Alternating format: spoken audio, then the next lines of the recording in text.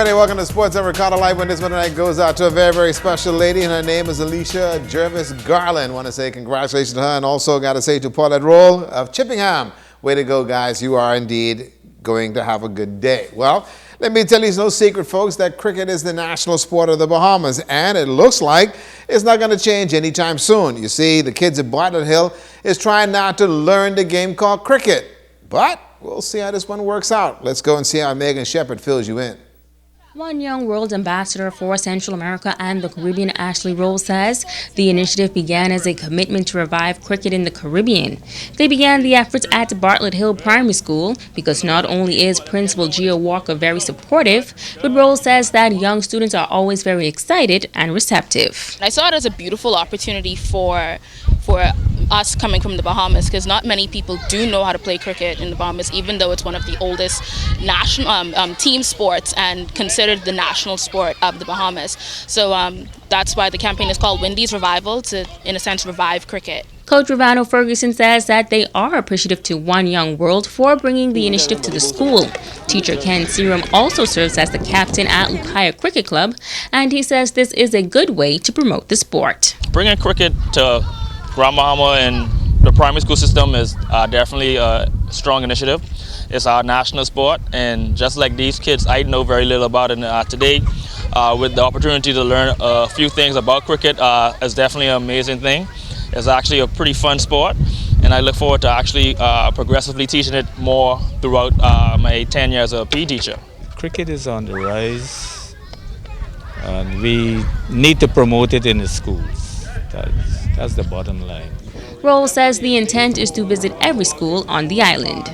All of us were still learning. It's still a very, very new grassroots initiative, but we definitely do want to learn from today and take what we've learned and take the pros and cons and then go to another school and try again, and just until we get to all of the schools on Grand Bahama. Megan Shepard, ZNS Total Sports.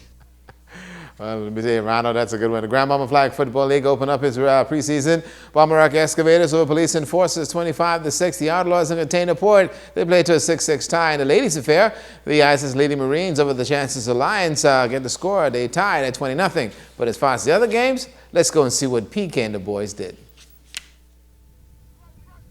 The Chances Alliance and the Buckeye Oilers on the field and the preseason action, and what a game. The Oilers went to the air attack early in this one, and the results positive. First down, and the players go long. Watch the speed and the concentration. That's a reception and a preseason TD. There is some promise in the league this year. Buckeyes ball. This time it is team strategy. PK with a good catch. The Oilers mixing it up and giving the Alliance fits in this one. Chances ball. Alliance showing that they have an air attack. The floater to the wide out. Also some pretty good hands as well. Here comes the Alliance attack. Play action. QB rolling left. Good call, and also good for a first down. The Alliance decided to go for it all. The Oilers were up to the challenge and got the pick. That's a bad throw, bro. Buckeye then took over and went to the big tight end. Yeah, Josh Shiloh can play this game, and some nifty moves at that. Buckeye went to the air game. This time, it is Phil PK Kemp with a good catch. The Oilers moving the pigskin in the game. McBride looks for PK, the good catch. Watch Phil after the catch, gets the touchdown. He also has got a celebration. Bruh, you gotta be kidding, PK and Ja. The Lions took a bit personal and also answered. They too also had some pretty good performance and a giveaway, the interception, but no harm done. The game ended 12-12 in a draw. The regular season rematch will be fireworks. The MSC Tritons and the Image Graphic Runners in the gridiron, another tussle of a game. The Tritons ball and some pretty good playing calling. This is what you call a halfback with good hands. The Runners gave the Titans much to think about, and the defense was there. The Image Graphics also played pretty good. They've got a good talent pool of players and some good catches for the Runners. This is another game that was also here and there as far as the season. The Runners and Tritons also played to a scoreless draw. Hey, get ready for the season opener. Good stuff in that. And that's going to do it for sports tonight. Well, do we go? Yeah, let's move on. The anglers from the United States are gearing up for what's going to be the third annual Extreme Kayaking Fishing Tournament. And last year, the Extreme was kind of huge success for organizers and exciting as far as the outcome this year. Executive Director they have in Sports Tourism, Nuvolari Charter says this event is the fastest growing segment of sports fishing in the world. Would you believe that? These kayaks are outfitted to the tune of anywhere between $10,000 to $15,000, and so what happens is the competitors, they will get their live bait like 6 o'clock in the morning and then head out on the waters. They're looking for big fish, big catches, whether it's marlin, wahoo, tuna, and the like, and they'll come in and start weighing and see who has the most poundage to declare the winner. That will happen on Saturday during the final day. Well, Chittor Singh says that they haven't found a Bahamian that'll participate in the sport as yet, but he says it's attracted a number of visitors, and maybe this year somebody may just want to do it.